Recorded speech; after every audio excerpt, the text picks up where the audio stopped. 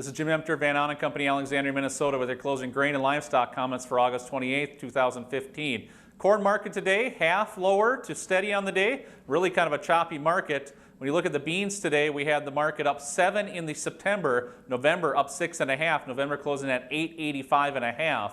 Dees corn, coming back to that, 375 on the close there. Looking at the meal today, down 1.50, so 150, 321.40 on the close there. September Chicago wheat down 7.25, 477. September Minneapolis wheat down 4 at 490.5.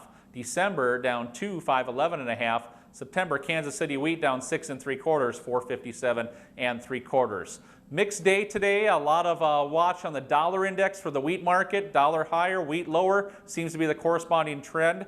Also, Egyptian wheat tender out. Russia got a good chunk of the business yesterday, and then Ukraine stepped in today getting a good chunk, so a lot of the Black Sea region wheat undercutting world values, and that's keeping a little bit of a negative tone around wheat. As for corn and soybeans, trying to continued recovery here as we work ahead. The market's trying to bounce a little bit off these lower price counts that we achieved this week, and succeeding to some degree late week with both corn and beans finishing toward the mid-range, at least for the week. When you look at the long-term objectives, though, we may still have some bear problems here the next 2 weeks, and then we look for some harvest lows to occur between 350, maybe 340 in corn, around that 850 to 830 in soybeans, and then we think we can bounce off there as we work ahead. A lot will depend on the September 11th USDA report.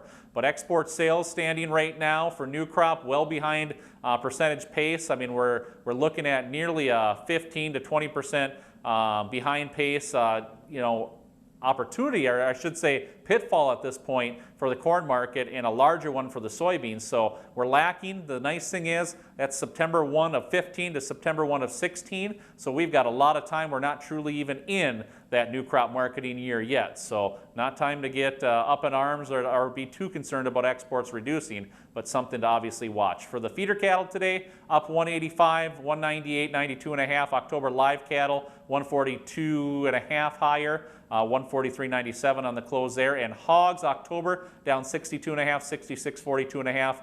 Unfortunately, hogs continue in this range. It's been nearly a perfect range, 59.50, upwards of 64 for that December, and we've stuck there. Cutouts declining on hogs, and that's why we're seeing some pressure. Cattle market with the stronger Dow to finish the week that supported the markets here. Cash trade still limited, 145 on the bid side, ask of 149. We'll see where it comes together later this afternoon. This has been Jim Emter, Van Ahn & Company, Alexandria, Minnesota. Trading in futures and options involves risk of loss and is not suitable for all producers. Past performance is not indicative of future results.